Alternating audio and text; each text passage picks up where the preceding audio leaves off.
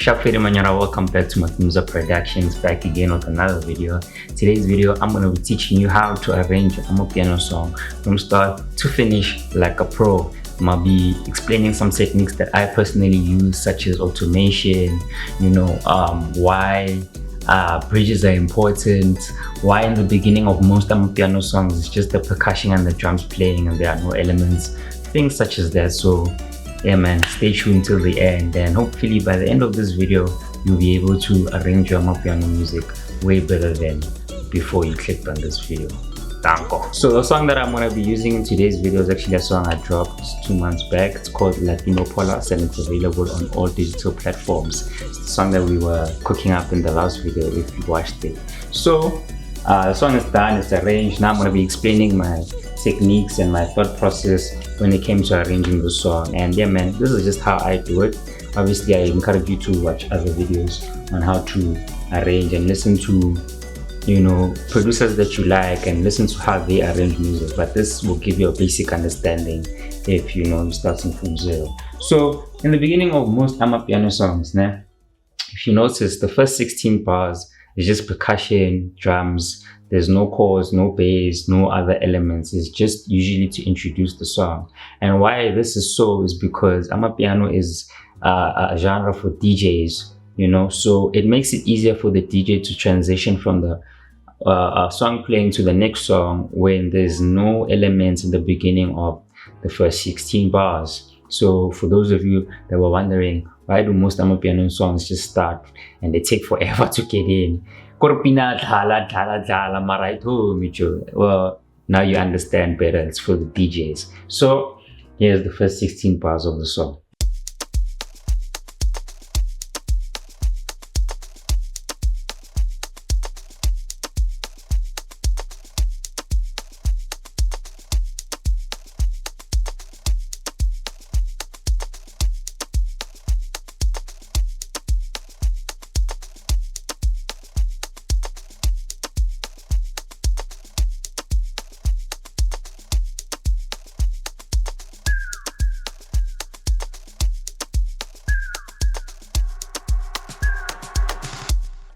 So usually very after those first 16 bars, towards the end of the 16 bars, Amapiano producers will put effects to signal that it's the end of the 16 bars. There's a new part of the song coming. So it actually depends on you how you want to arrange it.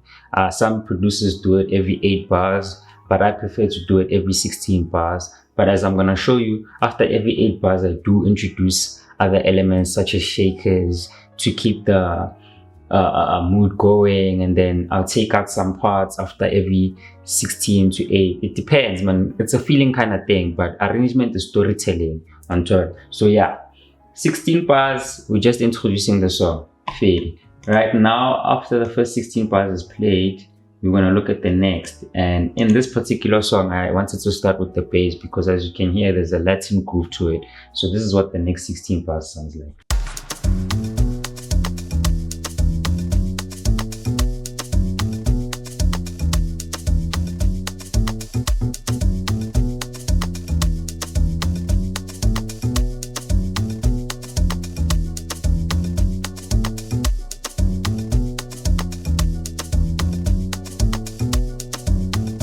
So I started with the bass because as you can hear, the bass is very funky, it's groovy, and it sets the tone for the song. It already captures the listener's ear as you listen to that beginning. You want to hear where the song is going. Something else that I was doing as I introduced the bass line is that I didn't just put the bass, I was actually automating the steel drums. So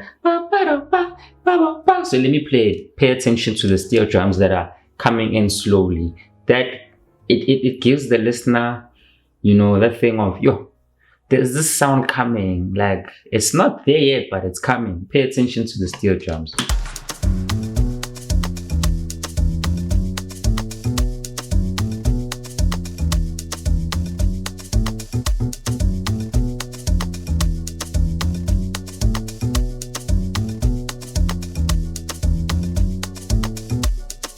So after 8 bars is when it becomes more prominent. It's still coming. As you can see, I automated it here. while I also automated the chord progression. And we're going to the next 16 bars.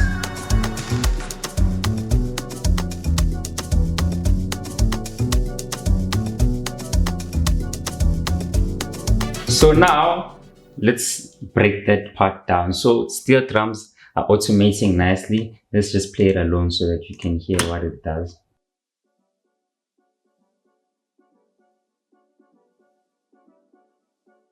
You see, it's way better to automate your elements than putting them in straight, because it just introduces them lightly and nicely into the song versus if I just throw them in. You know, let's also play the chord progression. Automated. I'm sorry. With that bass. With our elements. Yo! I love it! Hey! This is dope music. So, automation is very important, and for those of you that don't know how to automate, one way of doing it is that you click the plugin. This is how I like to do it actually. You click on the plugin that you want to automate. So for example, I want to automate this Lounge Desert 5, and then I'm gonna click. So firstly, it's gonna come up like this. I'm gonna click the setting button, and then it's gonna pop out these three options here. Then I'm gonna click this one that looks like a game thing. Game. And then you right click on this volume knob, and then you come down here to create automation clip, and then here's your automation clip, and then you just play around, you copy the value, and you just automate it however you want to. You know, I like to automate it straight from the plugin rather than from the mixer, because if I automate it from the mixer, it's gonna continue to come up every time, and when I'm mixing the song and I'm gonna do the final mix and master, I usually take down all the elements, put them down. So but if it's automating, it's gonna continue to set at the level that I set it at here. So that's why I like to automate it from the plugin straight rather than from the mixer. Or alternatively, you can automate it from the channel rack. You can use the knob, the volume knob on the side here, but I just prefer to automate it like how I showed you guys right now. So let's continue on. Now if you pay attention to the next 16 bars, I actually introduced this drum loop. So now let us take it back to the second 8 bars of when the bass is playing, and you're gonna hear that drum loop that I automated. And this goes back to why automation is so important when it comes to arranging music, because they just make your transitions so much seamless. Let me play it so that you can hear. Pay attention.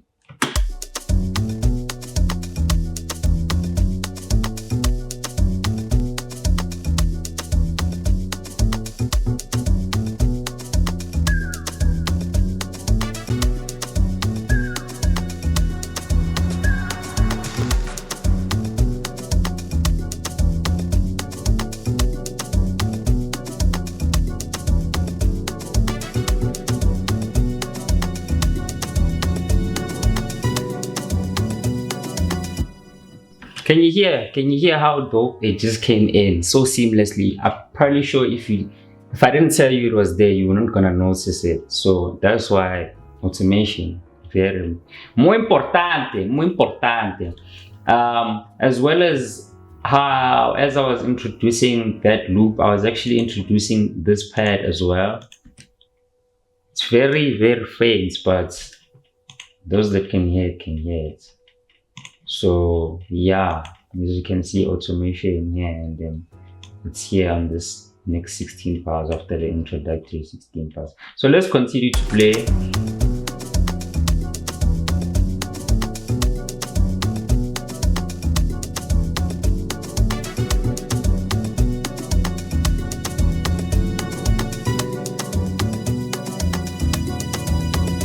Yeah. So let's break that part down. So as you can hear from this 8 bars that is playing right here, I took away the kick and then I added some shakers. And I did this after 8 bars because this is where I start to introduce the keys.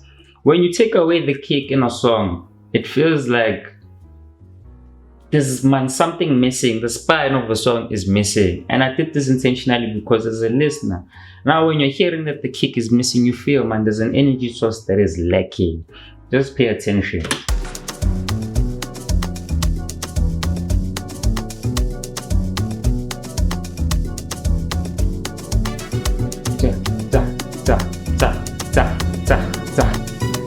No kick. Taka shakers. Oh. So now when the kick is back, now there's more energy now. And so, like if I just take away my kick, you can hear something is missing. Then I put it back. So you need to arrange Amapiano in such a way that, like Joe, you're thinking about the crowd. You need to arrange it as a DJ. That's the advantage of being a DJ producer, because also when you're arranging music, you're thinking about it in the setting where people are actually chilling, they're listening, they're grooving, they're vibing. I'm first time. So that is why I took away the kick there before I introduced the keys, and I added some more shakers just to give it a bit of more of a groove on top. And then on top of that, now you can feel, okay, we're heading somewhere, we're going somewhere. The song is now starting to pick up, you know.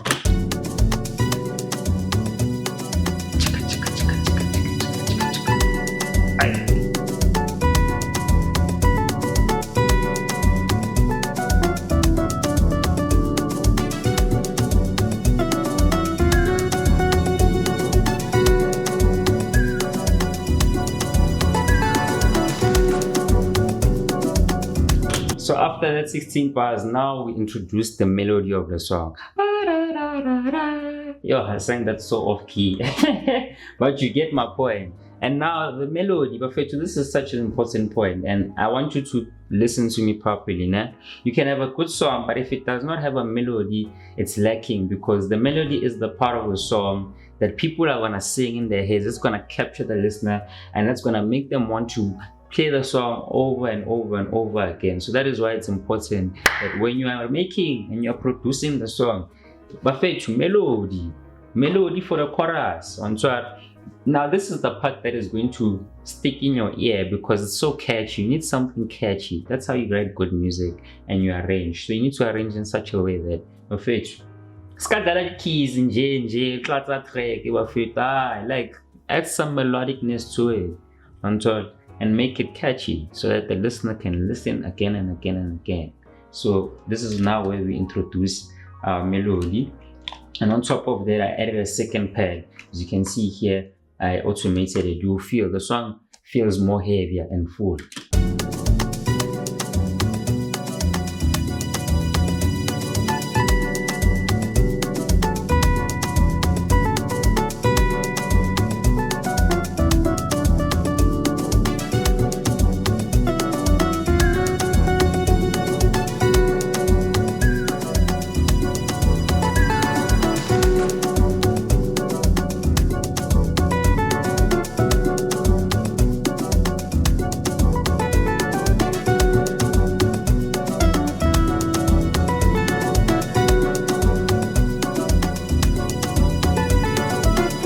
So as well as that's the melody section, I added more shakers and more loops to make the song feel more complete. So I added this, but these are slight things that you won't hear, but the energy of the song feels more alive, and it's because there's these slight elements that are just added to make it more complete.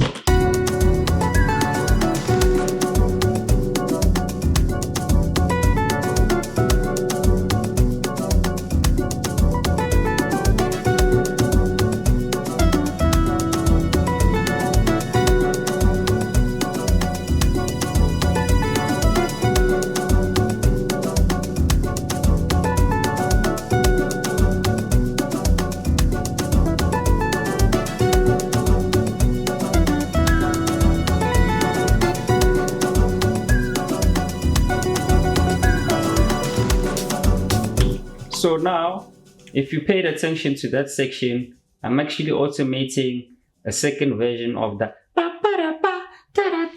But instead of it being steel drums, it's these voices here.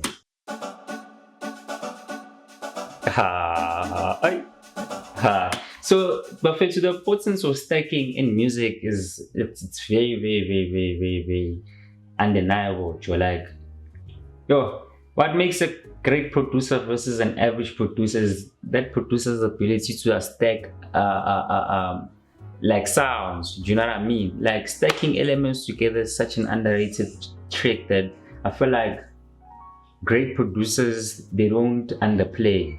And you're gonna see another great example of stacking when I introduce the melody again of the song, the chorus again with the vibraphone. I stack the jazz guitar with the vibraphone just to make them complement each other. So I feel to stack your elements together, but don't overdo it. You know what I'm saying? It needs to be such a way that it's reinforcing an idea. So here I was reinforcing this that I already did here with these steel drums. So when they're playing together, it sounds something like this.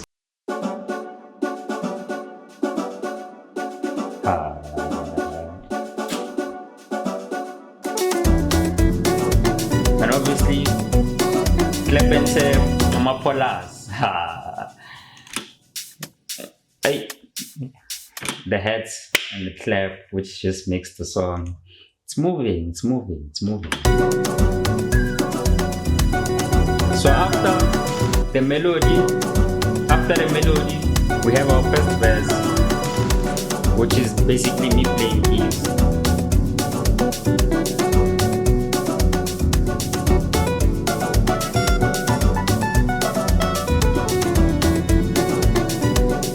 So first verse for another 16 bars. Then I take away the kick and a few other elements. As you can hear, it's like this. We're building up to something. And then here's that part I was telling you about. We're reinforcing the melody, introducing the lock drum.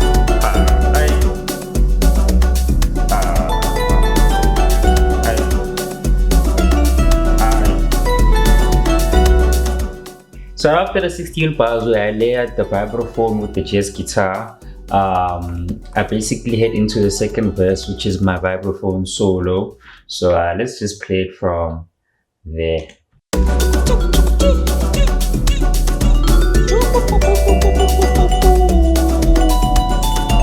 So actually now, as we head into the next 16 bars, you're gonna hear my vocal chops, which is basically add to the feeling.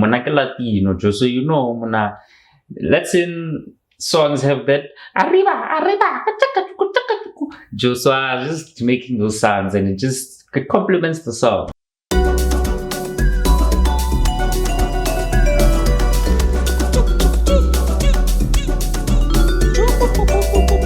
While we add more loops, as you can see, I'm automating this.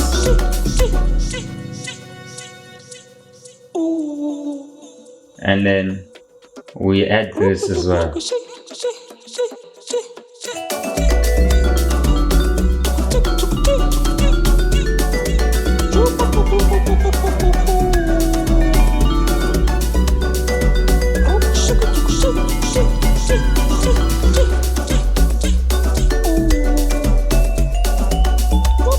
So yeah, I took out the chord progression. You can hear it sounds different, and I did that because we wanted to focus on the lock drum. So if I put the chords back inside the drum, but if I take them out, and then basically here is our bridge.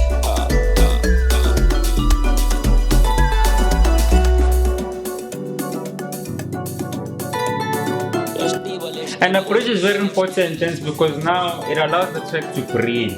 Up here, this section right here, it was going down. So you can't be dancing. Why? Hey, people need to relax. You need to catch their breath. Until I need to just take a breather. But then we come back after it. We come back. And then here, this is where I add the organ, which is basically, this section of the song is basically the out. For me, it didn't make sense to add the melody again here. So I just switched to the organ because that's what I was feeling as I add these jazz drums.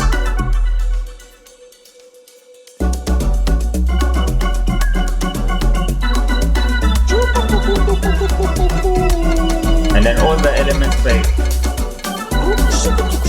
So as you can, if you want to actually, let's just stop the music so you can pay attention. So let's go back here. As you can see, I took out a lot of grooves here and I just kept a few. And the reason why I did that was because I didn't want it to be a complete break, you know? Like, even though I took out the bass, the kick, a lot of the heavy elements, it's still moving because of the loops that are involved here. But as if I just mute all of them, this is how it's gonna sound.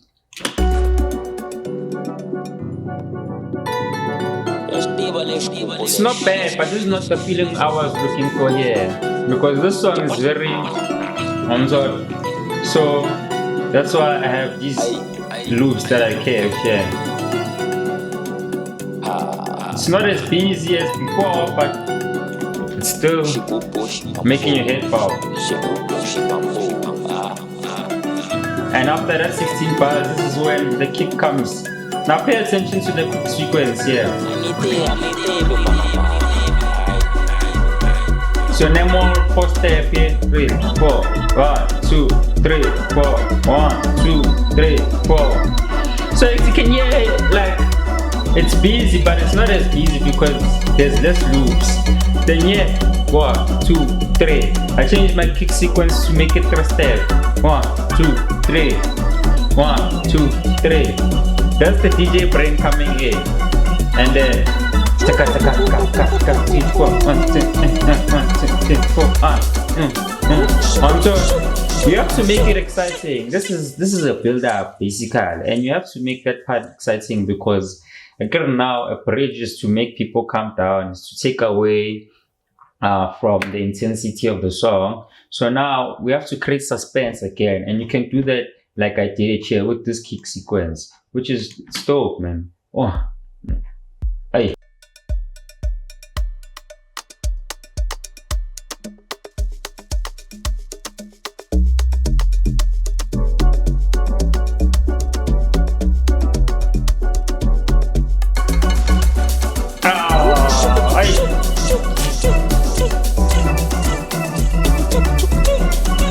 Basically, we're back at a high, at a peak now.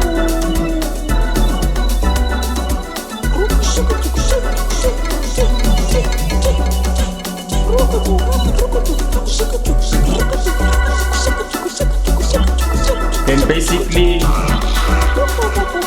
this is where the song concludes.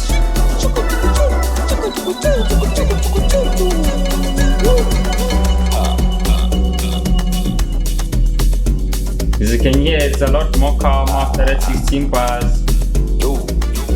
And this last 16 bars of elements is where the DJ is now going to transition and add the next song. So we need to leave space for the DJs who want to now mix. You need to give them enough space, enough room, so that immediately after this chord progression stops playing, the next song enters. Shakaka. And that's pretty much the video. And then what I like to do is then leave 32 bars of the percussion. So the same way we leave 16 bars in the beginning, I usually like to leave 32 bars so that the DJ has enough time to mix this song and the next song seamlessly. Because if then I'm just gonna leave 16 bars, he has to take it out much quicker. But if I have 32, you take it out nice and slowly, without any pressure that the song is finishing. That is why at the end, I personally will leave 32 bars of the percussion playing.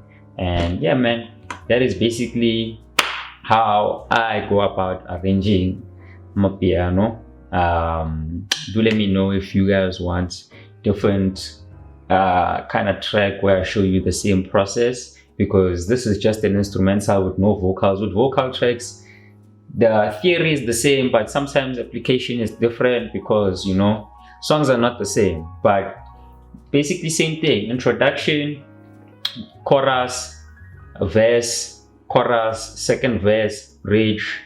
Then most of the time I would go back to chorus, but then it depends. So let me know if you guys actually want me to do this video again. I can do it with the song that has vocals, maybe Michelin music, and explain Michelin music because the arrangement they are but yeah, I hope you guys learned a thing or two from this video. As always, I appreciate you guys watching the videos and the support on the channel. Hey man, we're about to hit 6K subs. Very proud of that, and I just want to thank you guys, man, for always supporting the boy. And yeah, man, I promise to continue pumping out these videos and helping where I can. It's been your boy Matumza on Matumza Productions. Till next time, peace. Danko.